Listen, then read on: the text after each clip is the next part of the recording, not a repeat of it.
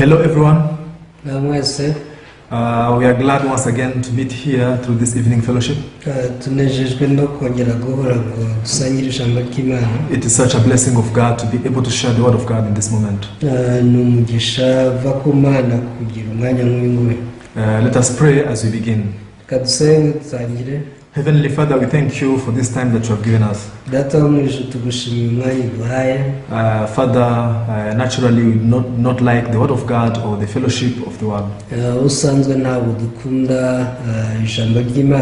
Lord, the fact that you are able to gather like this and share the word, this is your heart.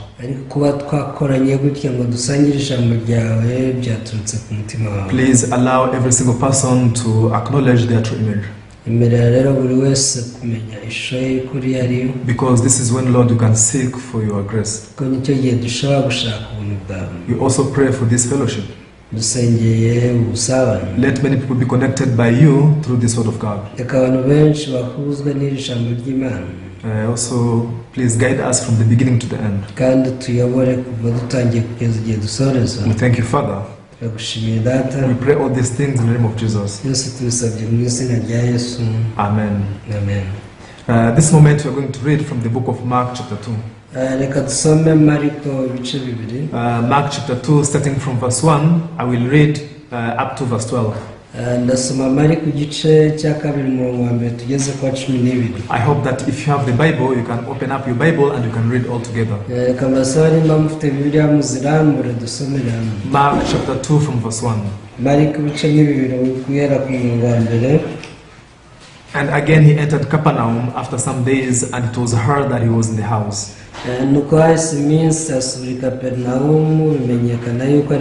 Immediately many gathered together, so that there was no longer room to receive them, not even near the door, and he preached the word to them.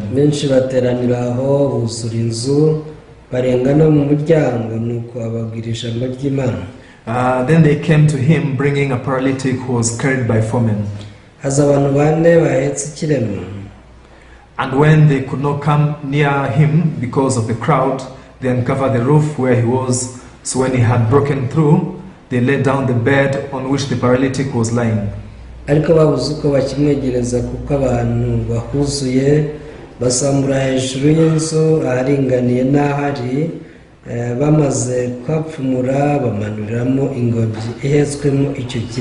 when Jesus saw their faith, he said to the paralytic, "Son, your sins are forgiven you."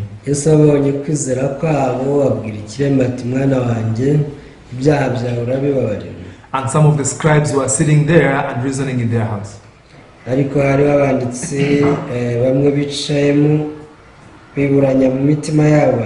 Why does this man speak blasphemies like this? Who can forgive sins but God alone?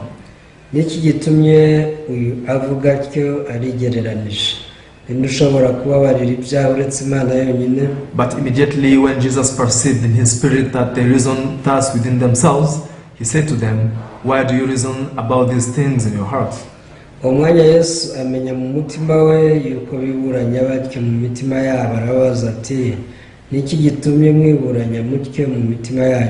Which is easier, to say to the paralytic, "Your sins are forgiven you," or to say, "Arise, take up your bed and walk"?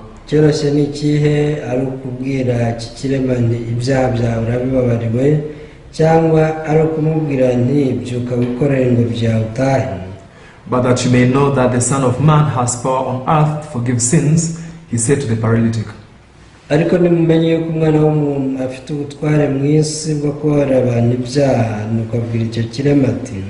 I say to you, arise, take up your bed and go to your house.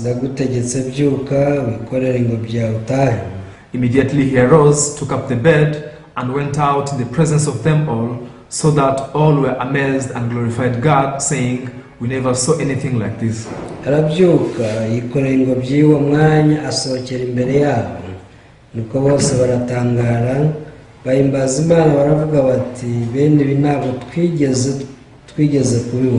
Yeah, so we have read up to verse 12. There are two different kinds of world. Now there is this physical world, the world of moral, but also there is the spiritual world. Now the spiritual world we cannot see it with our eyes. However, a human being is different from animals. In the book, when you read the book of Ecclesiastes, the Bible says that God has put the thoughts of the thoughts of spirit in the hearts of men.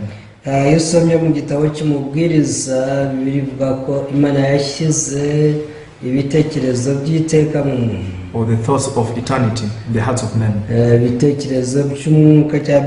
So now all people, regardless on whom they are, they have this heart to sense about the eternal life.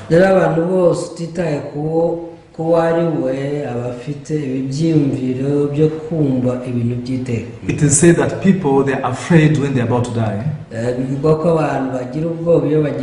But it's not that they are afraid of death, but they are uncertain of where they will go after this life. Because their hearts are very sure that the death is not the end of everything. Because God has put already the thoughts of eternity in the hearts of everyone. So all human beings, they have the sense, they're able to understand that they will live even after death. And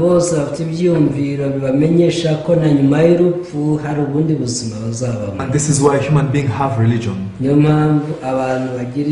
Now people, they are seeking, how they can live well after this life.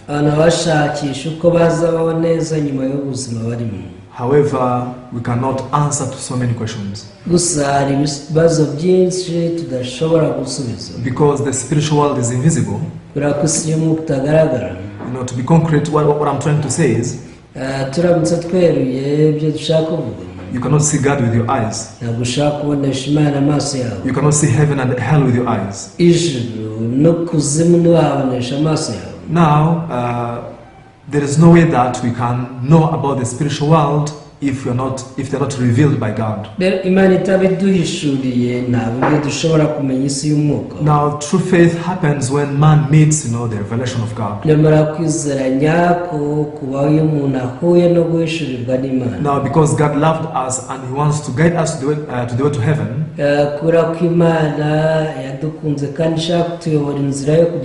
This is why He gave us the Bible. And now through the Bible we are able to meet the way of God that can take us to heaven.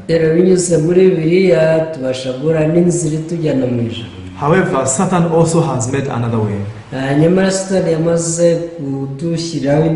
Especially Satan has given us the way that has a conformity with the physical world or the way of the world.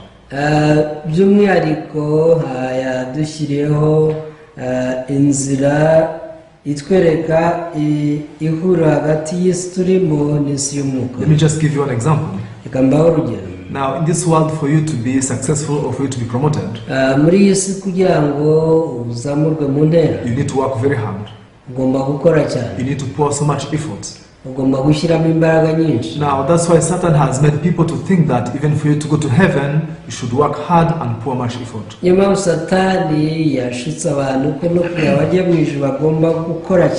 Now this is already in the understandings of people and in the logics of people. However, the true faith now should not be in reference of like your thoughts or your logic. The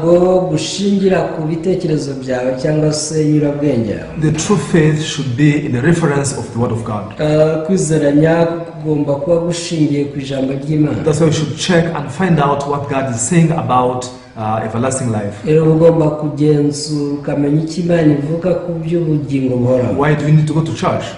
We go to church so that we can meet the way to guide us into the everlasting life. However, Satan also has changed the meaning and the purpose of going to church. Today, so many people go to church in order to fulfill their flesh desires. uyu munsi abantu benshi bajya mu rusengero ngo basohoze ibyifuzo by'imibiri yabo. Now they think believing in God and going to the church is the way to be able to solve my physical problems. batekereza kujya mu rusengero gusenga ari uburyo bwo kugira ngo bakemure ibibazo byabo by'umubiri. For instance, one may think that, because I don't have job, if I go to church, I pray, then God will give me a job. urugero umuntu ashobora gutekereza ati nta kazi mfite ninjya mu rusengero ngasenga Imana izampa akazi. Or I have this dreadful disease, but now if I begin to believe in God, my disease will be healed. ubu mfite iki cyorezo cyica ariko nizeye Imana yankiza. Now I have, problem of money, but if I believe in God, if the servant of God pray for me, I'll be able to get money. mfite ikibazo cy'amafaranga ariko mugaragu Imana nsengera ndabona amafaranga. Many people go to church pursuing all these things. abantu bajya mu rusengero benshi bashaka ibi ngibi. However, this is not the purpose of the church. nyamara itorero ntabwo wari wo mumaro waryo. That's not the purpose of faith. nta nubwo ari nayo ntego yo kwizera. Now, by believing in God, God wants us to get everlasting life. ahubwo Imana ishaka ko tugira ubugingo buhoraho igihe tuyizeye. In other words, God wants us to discover, the way that can take us to heaven. mwene magambo Imana ishaka ko dutahura inzira yatujyana mu ijuru. So we can say that the church is the channel that connects sinners into the kingdom of God. dushobora kuvuga ko itorero ari umuyoboro uhuza abanyabyaha n'ubwami bw'Imana. However, when we are listening to this gospel of the forgiveness of sin, people feel not interested. nyamara iyo abantu bumvisha ubutumwa bwiza bwo kubabarirwa ibyaha usanga batabushishikarira. Because many people's hearts are filled with the desires of the flesh, the desires of material things. imitima y'abantu iba yuzuyemo kurarikira iby'umubiri. However, this is what Jesus said. ariko Yesu yaravuze ati, I want us to read the book of Luke, chapter 9. reka dusome Luka igice cya 9. Luke chapter 9 and verse 25. Luka 9 murongo wa 25. Please open that scripture. amasaha murambura icyo cyanditswe. This scripture is very important. kino cyanditswe cy'ingenzi cyane. Luke chapter 9 verse 25. Luka igice cya 9 umurongo 25. wa 25. So this is the word spoken by Jesus. ino magambo Yesu yavuze. For what profit is it to a man if he gains the whole world and is himself destroyed or lost? umuntu byamumarira iki gutunga ibintu byose byo mu isi narimbuza ubugingo bwe cyangwa nabwakwaho indishyi? Now let's say, for example, you get a lot of wealth, you become very rich. reka twibaze ko wagize ubutunzi bwinshi ukaba umukire. However, after death, you spend your eternity into hellfire. ariko wamara gupfa ukabaho ubuzima busigaye mu muriro utazima. Then Jesus is asking, what profit is in that? none Yesu ari kubaza ngo byaba bikumariye icyo?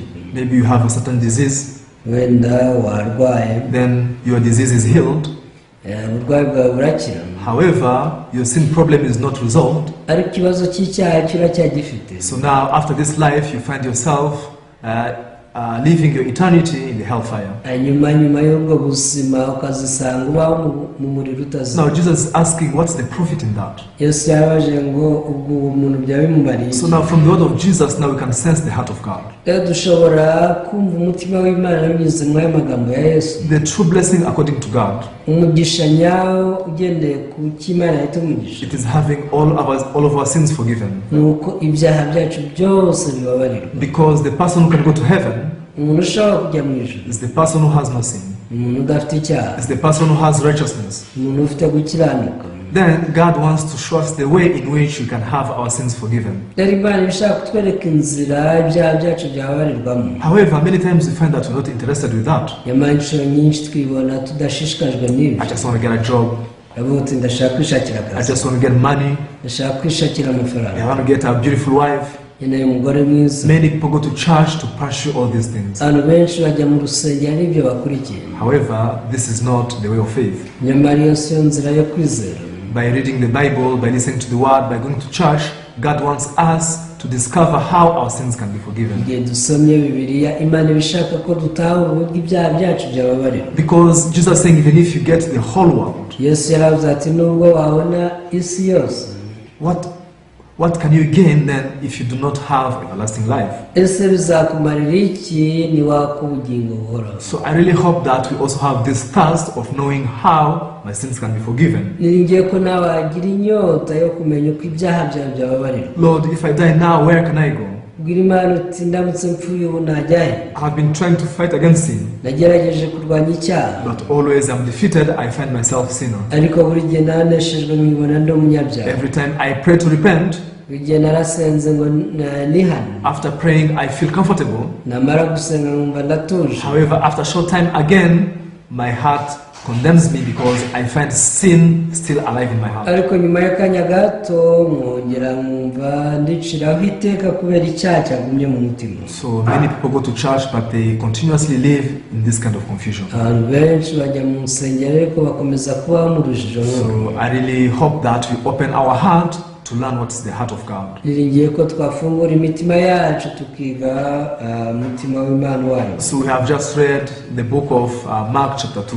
twasomye Mariko ibice bibiri. Now I want to talk about the gospel through this story of Mark chapter 2. ndashaka kuvuga ku butumwa bwiza ngendeye ku iyi nkuru yo muri Mariko ibice bibiri. One day when Jesus was at Capernaum, umunsi ubwo Yesu yari i Kaperinawumu. now in one house he was preaching the gospel and people were filled in that house, yari arimo abwiriza mu nzu imwe abantu buzuye iyo nzu. so that there was no room for more people to be accommodated. nta mwanya wari usigaye abandi bantu bashobora kuzamo ngo binjire. So now all of a sudden 4 people came carrying a man, one man on the bed. mu buryo butunguranye abantu bane baje bahetse umuntu wari ufite ubumuga bw'ingingo.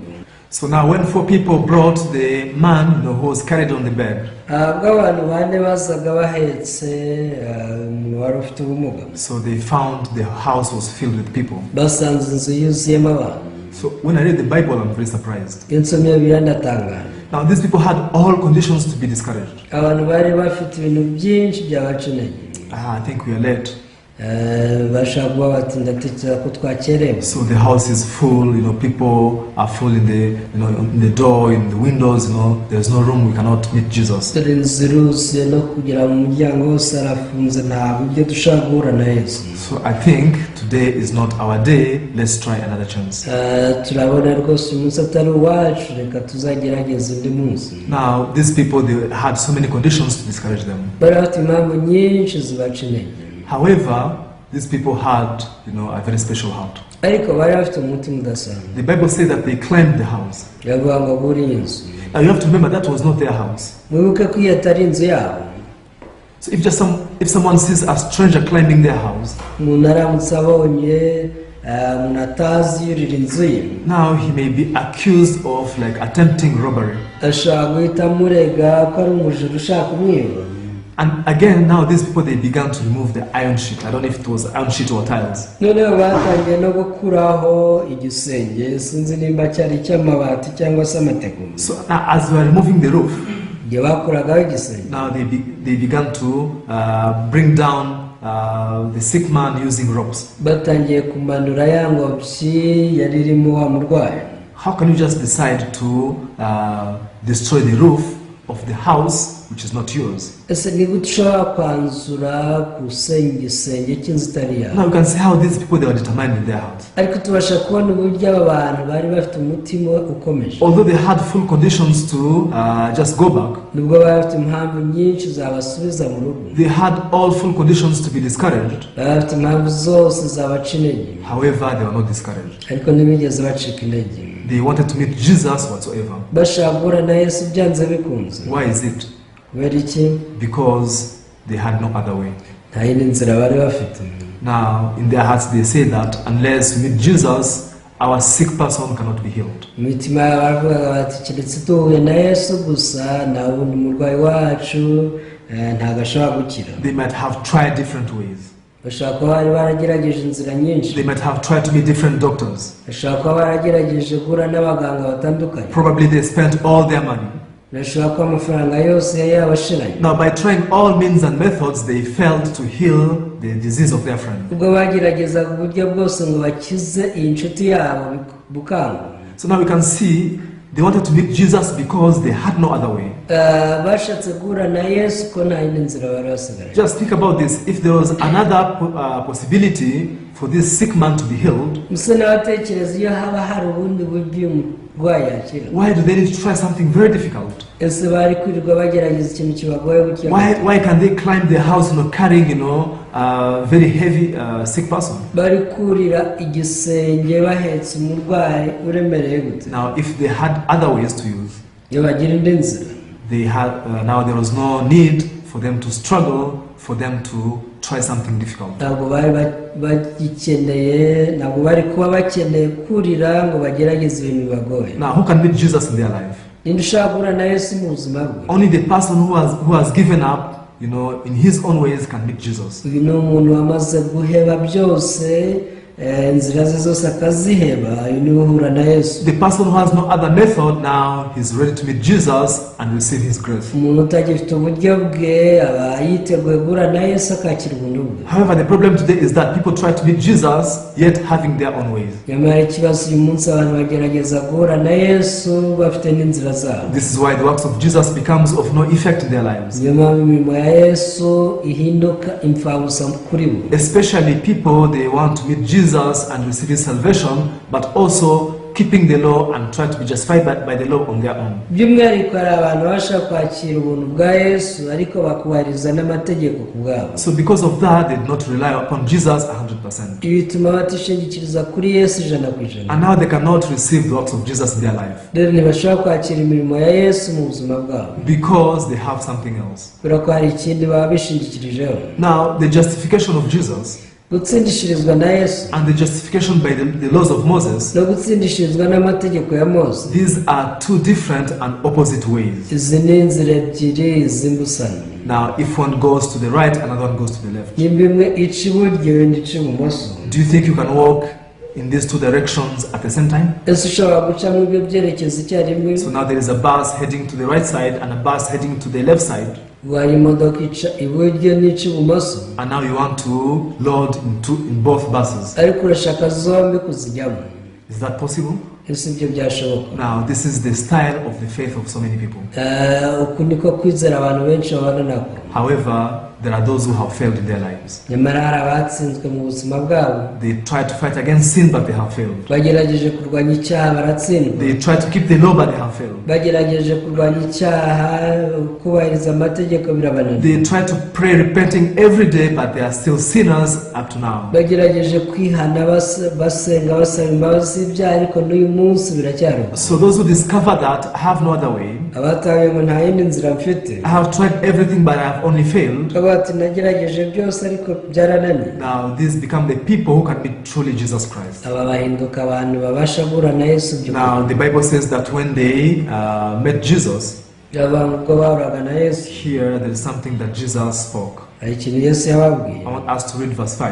Shaka tusome umurongo wa 5. Mark chapter 2 verse 5 says, when Jesus saw their faith, he said to the paralytic, son, your sins are forgiven you. Yesu abonye kwizera kwabo abwira ikirema ati mwana wanjye ibyaha byawe urabibabariwe. Now here there's something very important. Hano hari ikintu cy'ingenzi. What did Jesus see? Iki Yesu yabonye. The Bible says that Jesus saw their faith. Bivuga ngo Yesu yabonye kwizera kwabo. Now Jesus realized, really these people, they believe in me. Yesu yarataba abantu banyizeye. How can they have the heart to climb the house carrying a heavy bed and a heavy sick person? Ni gute bagira umutima wo kurira igisenge bahetse umuntu mu ngo byiremereye gutya? How can they have the mind to uncover this roof? Ese ni gute bagize umutima wo kusambura igisenge cye? Surely these people have no other way. Nukuri aba bantu nta yindi nzira bafite. And now to those who have no other way, Jesus became their way. Rero abadafite indi nzira Yesu abahindukira inzira. So now this is what the Bible is trying to teach us today. Iki ni cyo bigerageza kutwigisha uyu munsi. So now there are two different kinds of people. Hari abantu b'uburyo bubiri. There are those who have failed completely. Hari abatsinzwe burundu. There are those who have no way to rely upon in their lives. Abatagifite inzira n'imwe yo kwishingikiriza mu buzima. But there are others also who try to go before God but having other methods. Ariko hari abandi bagerageza kujya imbere ya Yesu kandi bagifite ubundi buryo bwabo. These are the ones who speak to Jesus and say, Aba nibo babwira Yesu bati, Lord, we have prophesied in your name. twahanuye mu izina We ryawe, have cast out demons in your name. twirukanye abadayimoni benshi mu izina We ryawe, have done many wonders in your name. twakoze ibitangaza byinshi mu izina We ryawe, did many good works in your name. twakoze imirimo myinshi myiza mu izina ryawe. Even every day we pray and repent. Yewe buri munsi twarasengaga tugasaba imbabazi z'ibyaha. So just allow us to go to heaven. Rero reka twigire mu ijuru. Then what has Jesus done for them? Ase n'iki Yesu yabakoreye? Nothing at all.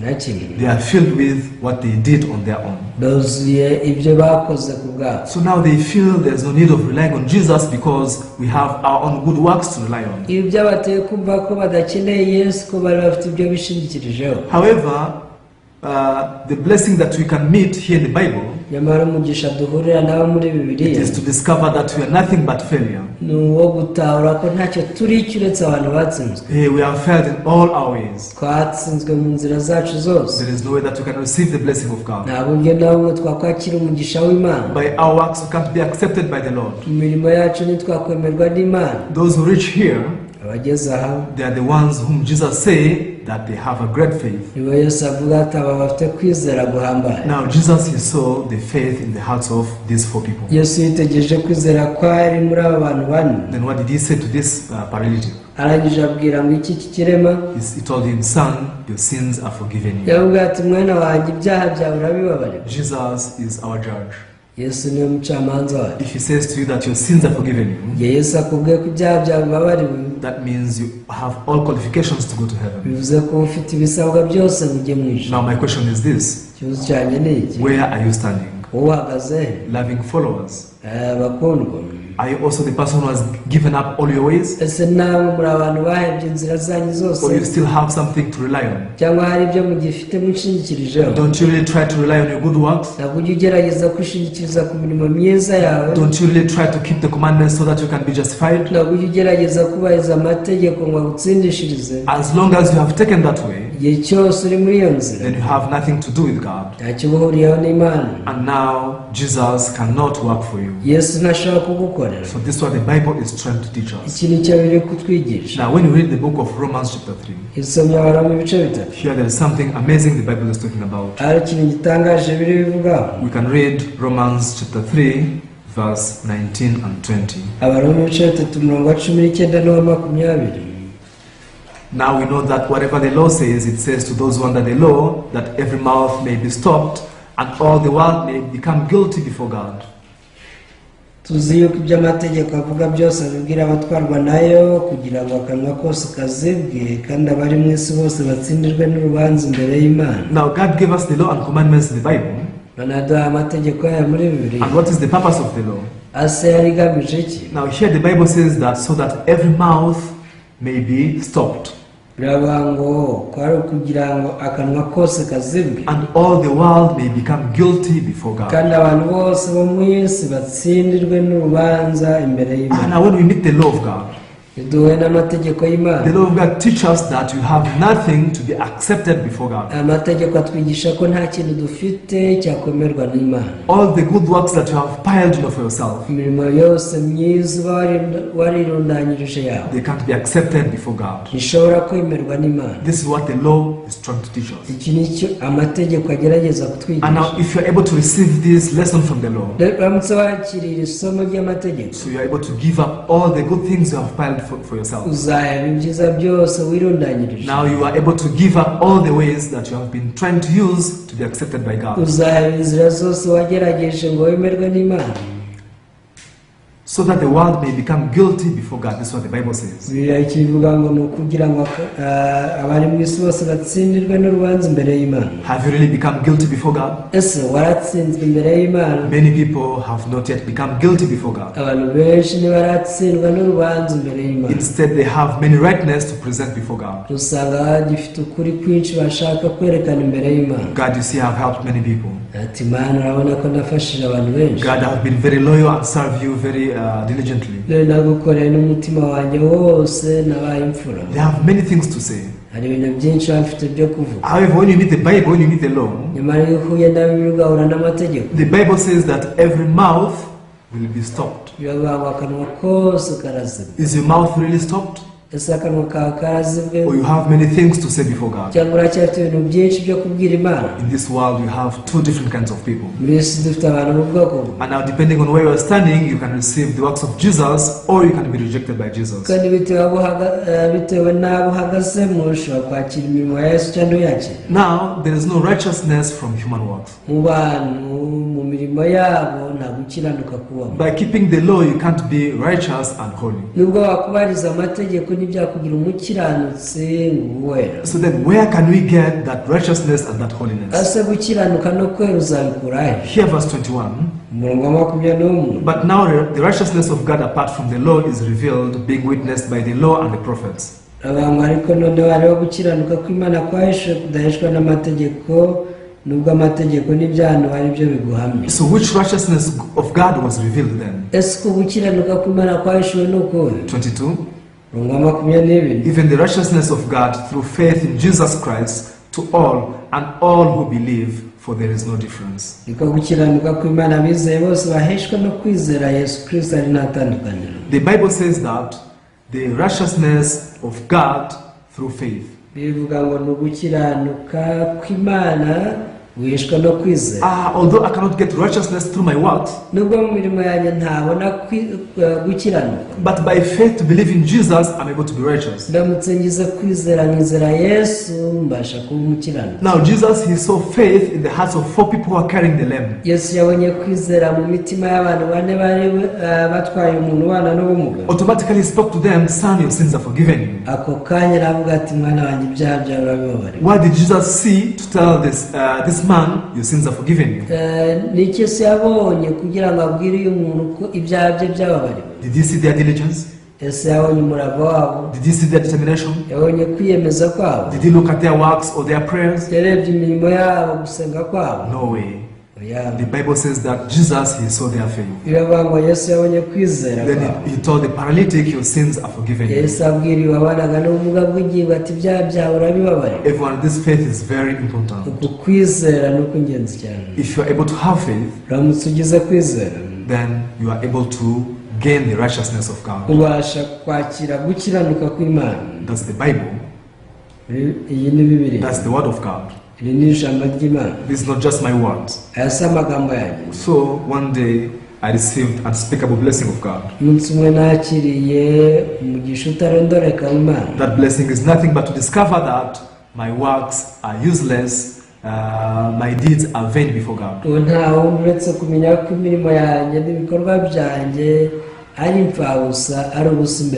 then on, I gave up all good things that I have been piling up in my life since I was young.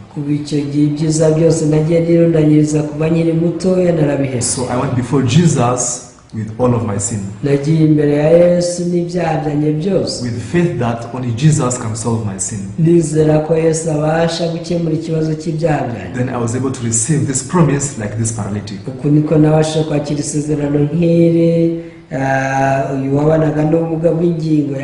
Hey Blaise, your sins are forgiven. Hey, you have been trying to be righteous by your works, but you see that you commit sin every day. You have been trying to pray and repent every moment, but always you live with sin and condemnation. However, through faith to believe in the works of Jesus, the